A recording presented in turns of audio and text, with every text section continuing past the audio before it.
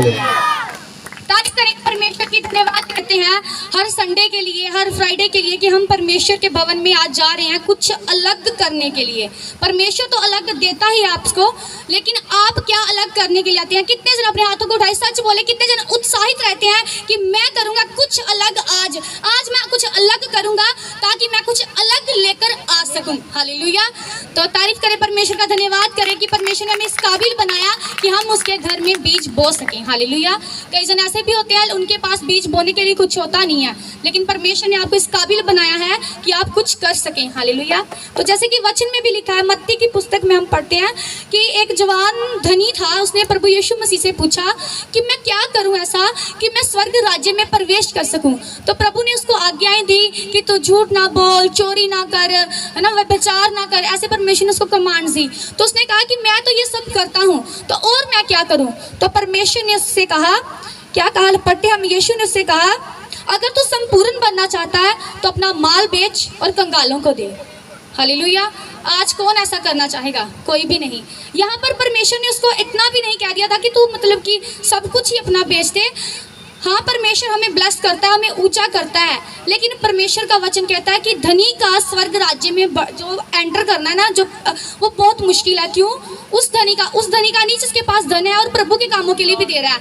उस धनी का जो सिर्फ धन से प्रेम करता है, प्रभु के कामों के बोझ नहीं रखता, उसके कामों के लिए बोता नहीं है, उस धनी के बारे में परमेश्वर बात कर रहे हैं कि उसका एंटर करना जो स्वर्ग राज्य में, वो बहुत मुश्किल है। हालेलुया। तो सब जन परमेश्वर के वचनों पर चले।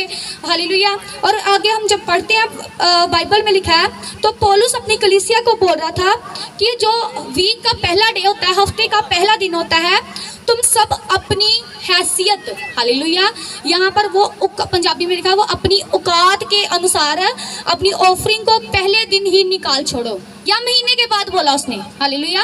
आप अपनी बाइबल में पढ़ सकते हैं, पौलुस ने कलीसिया को कहा अपनी हैसियत के अनुसार हफ्ते के पहले दिन अपनी ऑफरिंग को निकाल रखो परमेश्वर के दास दासी के आने से पहले, ताकि प्रभु के भवन के काम है जो अच्छी तरह से कुशलता से हो सके। हालेलुया।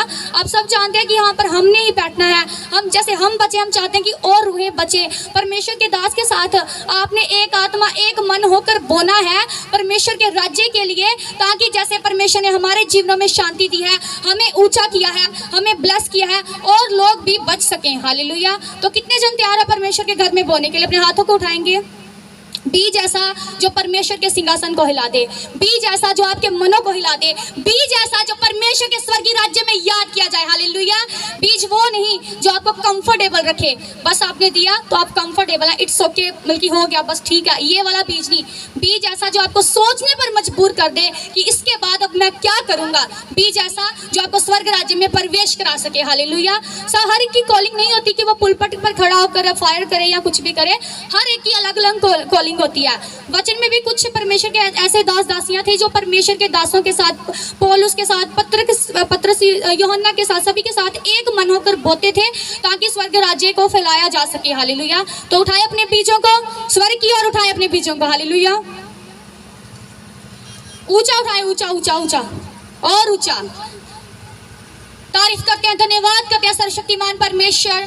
आज तेरे बच्चों ने जब मेरे पिता परमेश्वर अपने बीजों को स्वर्ग की ओर उठाया है मेरे पिता, तो मेरे पिता इनके हाथों को देख अब्बा, तेरा वचन कहता है कि ये मायने नहीं रखता किसने कितना बोया, लेकिन हाँ ये जरूर मायने रखता है कि किसने कितना बोया और किस मन से बोया, किस बोझ से बोया। मेरे पिता तू इनके मनों को जानता है मेरे पिता परमेश्वर, और खुदावन खुदा तू इनके हृदय और गुर्दों को जानता है मेरे पिता।